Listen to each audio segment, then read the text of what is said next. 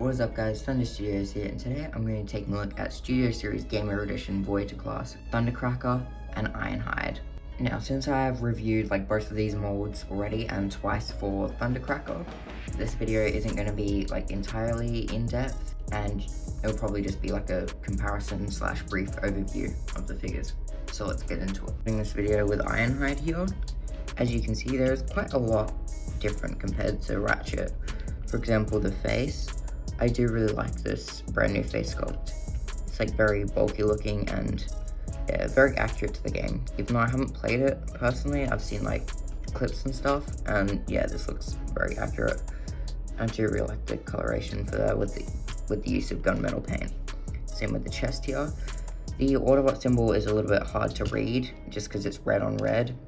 That was a complaint I did have with Optimus Prime as well. And I just wish they used a different color aside from this sort of metallic-y gray. Just doesn't look the best and it kind of feels cheap. But I do really like this red plastic that they used. The color is a deep red and it looks really good.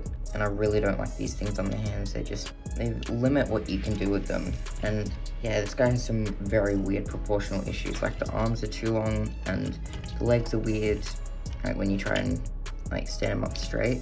So I definitely recommend getting him into a pose of any kind to make it look less weird. As for the legs, they're completely plain. There's no detail whatsoever on the front of the legs. Very little paint on this guy, in the robot mode at least. And yeah, not that much is different from Ratchet in terms of molding, just basically a brand new head, that's all.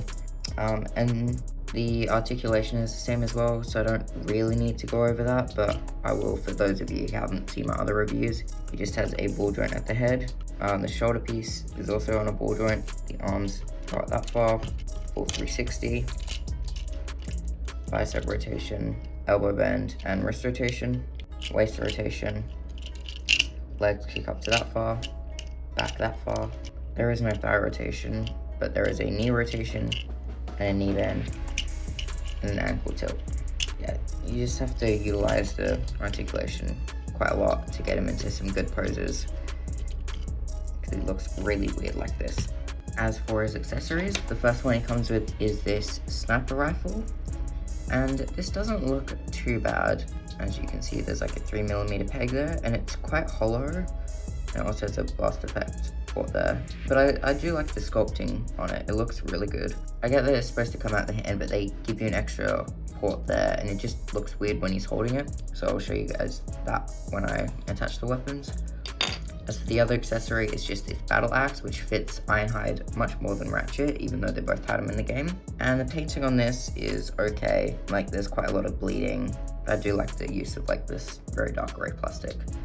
And the handle, nothing special, just with a diamond shape on the end.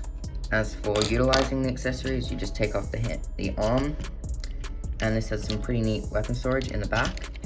You just take off his entire backpack and just slot the arm into that peg there, and just fold it over, and that hides it really well. And you just take a sniper and just plug it in. And yeah, it looks pretty good there, especially when you have him in poses like the intro. Doesn't look too bad, but as you can see, when he's holding it, it just looks kind of odd, So yeah, I definitely prefer him to have it instead of the arm. Yeah, definitely needs the pose to look good. As for the axe, you just split it apart and just slide the handle through the hand and just reattach it. And that looks much better than the sniper rifle in my opinion. And that kind of matches a bulky character like Ironhide. And that looks pretty good. And you can get him into some pretty good poses. One thing I forgot to mention is the plastic quality on this. It's not the best, but he does feel pretty good. He feels nice and weighty. So now let's move on to Thundercracker. So Thundercracker here is just straight up repaint with a brand new head with the other two Seekers, which makes sense because they're like that in the game and they're Seekers. But yeah, like I said before, this is a really underrated mold. It has its issues, don't get me wrong, but it doesn't look too bad. The only thing I don't really like is the chest, how wide it is. If they would have just painted the sides of this window, it wouldn't have had that issue, especially compared to in-game. But I do love that brand new head sculpt. It's like a scowl, I guess. Yeah, it looks really good. But it is kind of loose on my copy. And as for the plastic, it's just like a base shade of blue with a gunmetal plastic as well. As for the legs, they just painted on gunmetal as well. Nothing too special going on here. But I do like the use of silver and like the occasional purple highlight there. As for accessories, he comes with two. One of them being a swap out gun, and the other being a mace. For the gun, yeah, he can either hold it, which, or you just take off the hand like Ironhide and slot it in, which looks extremely weird because that like leaves like a very skinny like arm joint. Yeah, it doesn't look the best. So I definitely prefer him holding his other accessory, which is the mace. Now, this is like two separate pieces. One of them is like fully solid rubber, and the other is just the handle. And that's casted in blue but painted in silver, and this is painted in that metallic purple.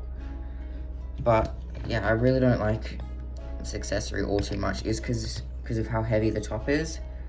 And I've had this experience with Starscream and Skywarp. Just, you can't get them into any good poses because of how, like, I wouldn't say loose the figure is, but just, like, can't really hold up the accessory just because of how top heavy this is. If you use both hands, you can sort of, like, get him to wield it slightly to, like, balance it out like that. But then you can't, like, I don't know. Yeah, it's not the best accessory. As for the articulation, very loose ball joint at the head. Arms go out that far, full 360 if you get the wings out the way. Bicep rotation, double jointed elbow, wrist rotation, waist rotation only slightly because the cockpit like bumps into it. The legs go up that far, back that far, out to the side that far. Thigh rotation, knee bend, and ankle tilt, which sort of has like a built-in gap filler, but like if you utilize the full ankle tilt, it looks kind of odd, so you have to get it at the right angle, otherwise it doesn't really work as a gap filler. So that's pretty much it for the articulation. As for size comparisons, here is Thundercracker with the other two Seekers, and they look really good together. And here they both are with Sideswipe, Ratchet, the Decepticon Soldier, and Optimus Prime. So they are around the height you would expect from Voyagers. Now for their transformations, I'm just gonna do a cut to where I have them transformed, just to showcase the transformation many times before on this channel. Now that I have them both transformed up, let's take a look at them. We'll be starting with Ironhide, just like I did in the robot modes. And taking a look at this has quite a lot different from Ratchet, just in terms of paint and everything. As you can see, there's like some really nice silver paint on the fenders, I think. It doesn't really match the grey plastic, but it looks better. Same with the gunmetal. This is a different part to the chest in robot mode. It's just part of the backpack.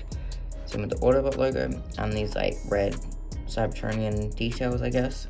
That's basically it for paint on this. There's like nothing at the back or on the sides at all, which yeah, I would have preferred like some more of this detail carried on throughout. And the wheels look pretty good. It has like this really nice texture and just the red highlight in the middle that looks pretty decent. Now for my favorite part, which just so happens to be weapon storage. You just take the axe and put it on the top, and you take the sniper and just plug it into the back tabs. And there is some nice sculpted detail on the back there. Now the reason why I like this so much is that the big axe sort of does look like a big cannon on the top, and that looks pretty cool. Like this part doesn't look too good, but like the rest does look really good. And yeah, in this mode you can definitely tell that like he's got quite a lot of heft for a Voyager, especially considering like he's basically at the size of a Deluxe. And as you would expect with something the size of a Deluxe, he has pinned on wheels. That means he rolls really good. So let's now take a look at Thundercracker. You can look at Thundercracker in his like jet mode. All I can say is I definitely prefer the robot mode. This just looks too weird looking. I get that it's like mostly accurate to the game, but it just feels like too big and like not really aerodynamic enough. Especially the cockpit is just too big, like I said, in the robot mode. And the wings are too small, and like the engines on the back are just way too large. But one thing I do really like is this very nice metallic blue paint for the tail wings up the top there, and for the nose cone. That looks excellent there.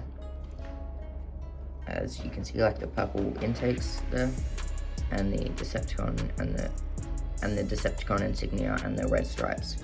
I'm pretty sure this entire back piece is painted.